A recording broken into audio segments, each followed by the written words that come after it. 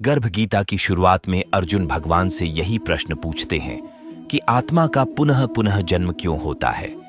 इस जन्म में उसके क्या कर्तव्य होते हैं, किन पाप कर्मों के कारण वह जीवन में अनेक दुखों को पाता है और किन कर्मों के कारण वह जीवन में अनेक सुखों की प्राप्ति करता है, और अंत में वह कौन सा मार्ग है जिसके द्वारा वह मोक्ष और मुक्ति को प्राप्त करता है।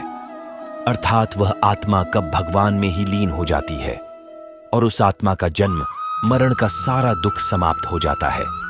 परंतु जिसे मुक्ति नहीं मिलती उन्हें अलग अलग योनियों में जन्म लेकर अपने अच्छे व बुरे कर्मों को भोगना पड़ता है। अर्जुन उवाच, हे भगवान कृपया बताएं कि जीव जब गर्भ में आता है तो वह किस पूर्व कर्म के कारण आता है। हे मधुसूदन, प्राणी जन्म के पूर्व गर्भवास का कष्ट भोगता है और जन्म लेते समय भी असहाय कष्ट पाता है। इसके उपरांत वह संसार में रहकर रोग पीड़ा भोगता है, उसे बुढ़ापा आता है, प्राणी की मृत्यु भी होती है। अतः प्रभु जी कृपया यह बताएं कि वे कौन से कर्म हैं जो प्राणी को जन्म मरण से रहित बनाते हैं। श्री भगवान उवाच, हे अर्जुन, जन्म मरण का बंधन उन प्राणियों की नियति है जो संसार में लिप्त रहते हैं। ऐसे प्राणी संसार में अनुरक्त रहते हैं, अर्थात संसार के नश्वर पदार्थों से ही प्रेम करते हैं। वे संसारिक वस्तुओं की कामना करते हैं। प्राणी संसार की माया पाने की चेष्टा तो करता है, परंतु मेरी भक्ति पर ध्यान नहीं देता। इसके कारण वह बारंबार और अनेक योनियों में जाकर जन्म मरण का दुख उठाता है। अर्जुन उवाच, हे जनार्दन, संसारिक माया मोह से मुक्ति तो बहुत कठिन है। माया चित्त हर लेती है। मन काम, क्रोध, लोभ, मोह और अहंकार रूपी विकार से घिरा मदमस्त हाथी है। तृष्णा रूपी शक्ति इसे प्रेरणा देती है। 5 विकारों में अहंकार प्रबल है जो कि प्राणी को नरक में ले जाता है। हे हृषिकेश, इस मदमस्त हाथी को कैसे वश में किया जाए? मन को भक्ति में लगाने हेतु क्या उपाय करना उचित है? श्री भगवान उवाच, हे धनंजय, जैसे मदमस्त हाथी को वश में करने के लिए अंकुश की आवश्यकता होती है, उसी प्रकार मन को वश में करने के लिए अभ्यास द्वारा ज्ञान प्राप्त करना आवश्यक होता है। भक्ति और ज्ञान बराबर अभ्यास करते रहने पर ही प्राप्त होते हैं। अर्जुन उवाच, हे मधुसूदन, आपकी भक्ति के लिए कोई वनखंडों में जा रमते हैं और कोई वैरागी बनकर स्थान स्थान पर भ्रमण करते रहते हैं। हे प्रभु, कृपया बताएं कि आपकी भक्ति कैसे मिल सकती है। श्री भगवान उवाच, हे अर्जुन, मेरी खोज में वन वन भटकते सन्यासी अथवा स्थान स्थान पर जाने वाले वैरागी मुझे तब तक प्राप्त नहीं कर पाते जब तक उनके हृदय में मेरा निवास नहीं होता। तप अथवा वैराग्य का अहम तो मेरी भक्ति पाने में बाधा डालता है। जटा धारण करने अथवा भस्म लगा, वैरागी बनने मात्र से जीव मेरी कृपा का पात्र नहीं बन जाता। अहंकारी को तो मेरा दर्शन सुलभ ही नहीं होता। मैं शुद्ध हृदय वाले सतत अभ्यासी ऐसे जीव को मिलता हूं जो काम, क्रोध, मोह, ममता और अहंकार से परे है। अर्जुन उवाच, हे माधव, प्राणी पंचविकार जनित प्रवृत्ति के कारण लौकिक जीवन नष्ट कर लेता है। हे मुरारी, कृपया बताएं कि वह कौन सा पाप है जिसके कारण किसी व्यक्ति की स्त्री असमय मर जाती है। किन पापों के फलस्वरूप अल्पायु में पुत्र मर जाता है? कौन से पाप के कारण व्यक्ति वीर्यहीन हो जाता है? श्री भगवान उवाच, किसी का लिया हुआ ऋण नहीं चुकाने वाला पति पत्नी हानि का दुख उठाता है। उसी प्रकार किसी की धरोहर अमानत को न लौटने वाले का पुत्र अल्प आयु में मर जाता है। किसी को सहयोग सहायता का आश्वासन देकर भी समय आने पर सहयोग न करने वाला वीर्यहीन होता है।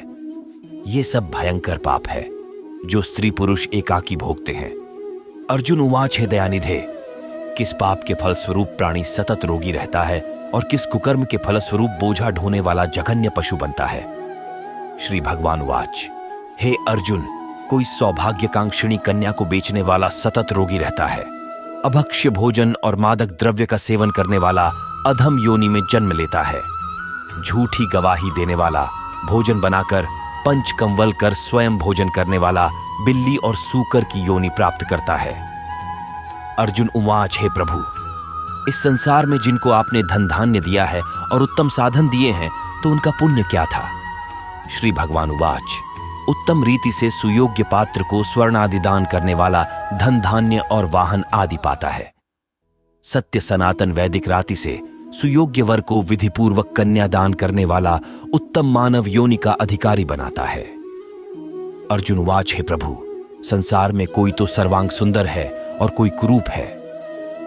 सो श्रेष्ठ स्वास्थ्य और स्वरूपवान शरीर किन पुण्यों से मिलता है? श्री भगवान वाच, हे कौन्तेय, पुरुष का रूप स्वरूप नहीं गुण महत्वपूर्ण है, फिर भी आकर्षक देह संत विद्वानों की सेवा एवं निरंतर ज्ञान की आकांक्षा के फलस्वरूप मिलती है। अर्जुन वाच, है दयानिधि प्राणी धन और सांसारिक सुखों से मोह क्यों रखता है? श्री भगवान वाच, हे महाबाहु, अगर मेरी कृपा से प्राणी वंचित हो जाए तो धन दौलत और सांसारिक रूप आदि से प्रीति करने लगता है। यह सब नाशवान है। विवेकी साधक को इसे दूर रहना चाहिए। जो व्यक्ति सांसारिक व्यामोह से मुक्त हो काशी, हरिद्वार, अवंतिका, अयोध्या आदि पवित्र स्थलों के दर्शन और मेरी निष्काम भक्ति करता है, वह राजा जैसी संपन्नता और ज्ञान प्राप्त करता है। अर्जुन उवाच, हे प्रभु, प्राणी में रक्त विकार, खंड वायु, अंधा अथवा पंगुता का कारण क्या है? बताने की कृपा करें। श्री भगवान उवाच, हे धनंजय, मेरी भक्ति से परे, माया लिप्त, नशे व्यसनों में रत रहने वाला, क्रोधी, रक्त विकार, आलस्य में डूबे दरिद्री, शील संयम रहित खंड वायु जैसे रोग से ग्रस्त होते हैं।